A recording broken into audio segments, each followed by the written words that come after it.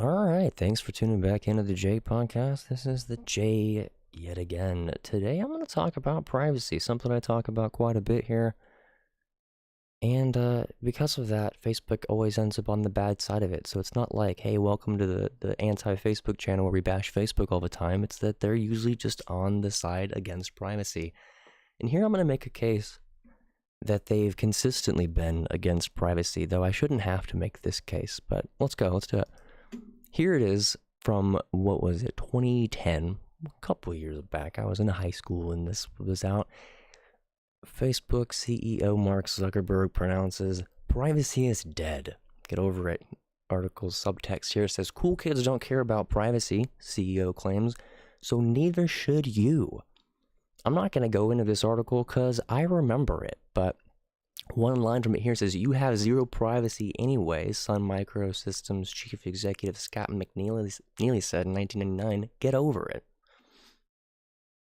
Another one, Google chief executive Eric Schmidt glibly stated in a CNBC interview, "If you have something that you don't want anyone to know, maybe you shouldn't be doing it in the first place." That argument, if you have nothing to hide, you have nothing to worry about. That's a terrible argument.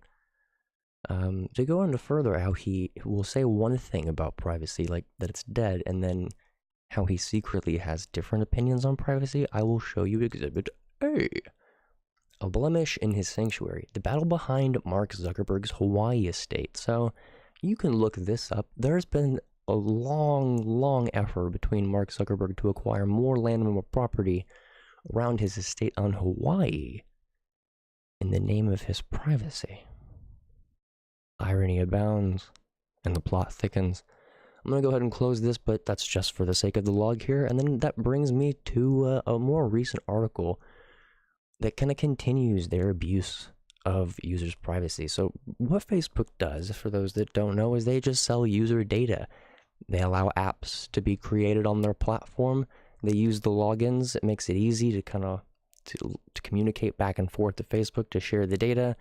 And one of the apps that came out was Flow Tracker and Ovation, a couple of these period tracker apps. So if you get a little uncomfortable by me asking, "How is your flow right now?"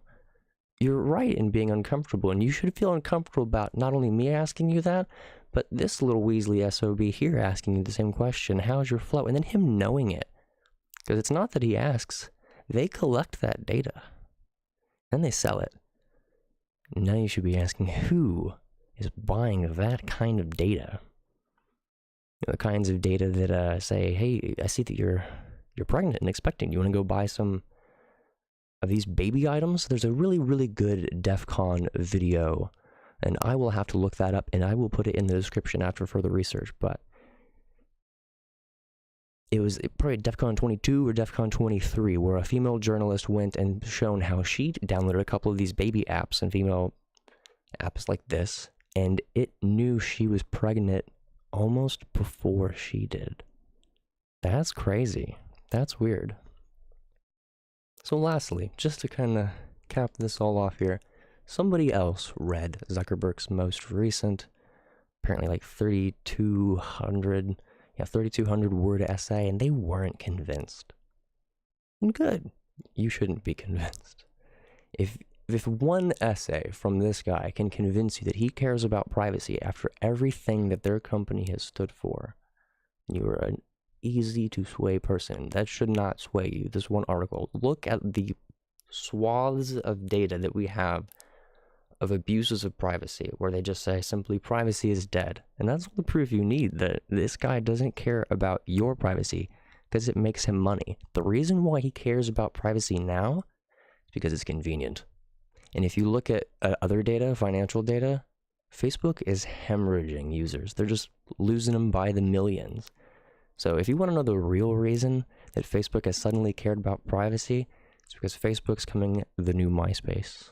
I think Facebook is dying, and I think Zuckerberg realizes that now. Thanks for tuning into the J Podcast. You guys know where to find me. Hit that subscribe button if you haven't already. Hit me up on Patreon if you want to support this show, and I'll catch you guys in the next one. Thank you again.